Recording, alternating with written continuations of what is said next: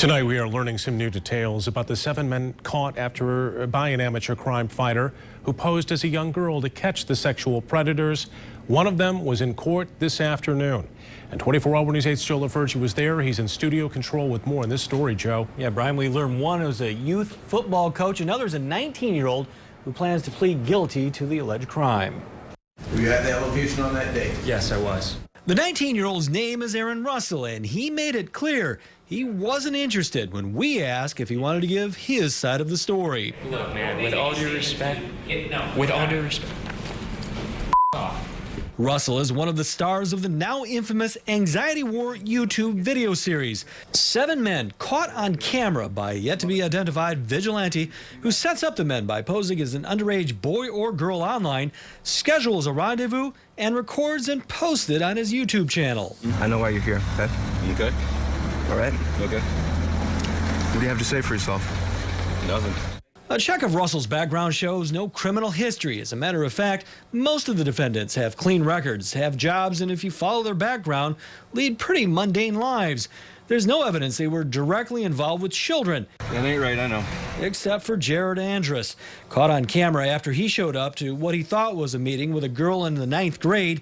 We learned today Andrus is a postal worker and the divorced father of 3 who volunteered as a youth football coach in Jenison. The Jenison Cub Football League posted a statement on their Facebook page saying they learned of the charges against Andrus through media reports, posting, "We use the same process for the background checks that Jenison Public Schools use." That check turned up nothing. You think it's pretty disgusting? Yeah, right? It's not right. Why'd you do it then? I don't know. And that perhaps the most troubling part of all of this. There's no criminal history for these men. Was this a lapse of judgment, or had they just avoided getting caught before? I don't think I could have done anything. Really? Yes, 100%. Oh, so why'd you show up then? Court files indicate Andrus had shared custody of his 3 children, ages 15, 13, and 5.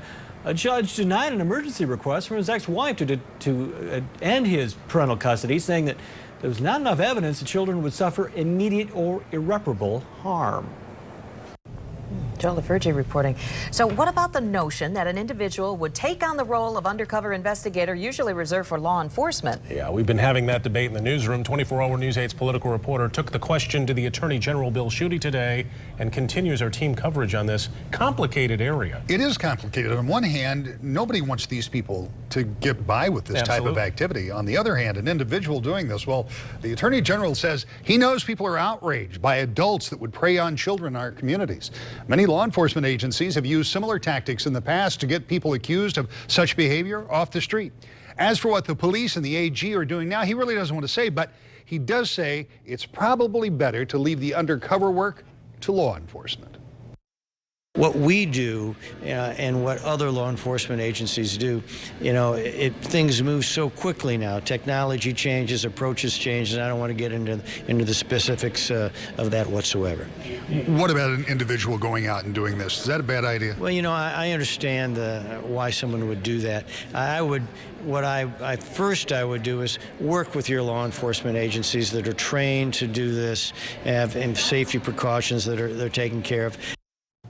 We caught up with Schuette today in Cedar Springs, where he addressed an auditorium full of middle and high schoolers about kind of the same subject, about reporting bullying and potential dangerous situations and sexual harassment that teenagers may see at school through the state's OK to Say program. Since being implemented, the Attorney General says the app or phone numbers that can anonymously let students report cases of abuse or neglect, as well as all of those others, has been used nearly 4,000 times. About 900 kids in that assembly today, and some of the powerful messages that they showed up there left the place quiet. You could hear a pin drop, but it came at an interesting time because we're talking about this and another story coming up that all kind of tie into this, that if you see something like this happening, or if somebody says, hey, I'm texting an older person or something, that it's your responsibility as a fellow teen to let an adult or let it's okay to say. Okay to say. That's right. Yeah. Or you can just go to the OK to Say app, which is anonymous. All right. Yeah. Thanks, Rick. Rick, thank you.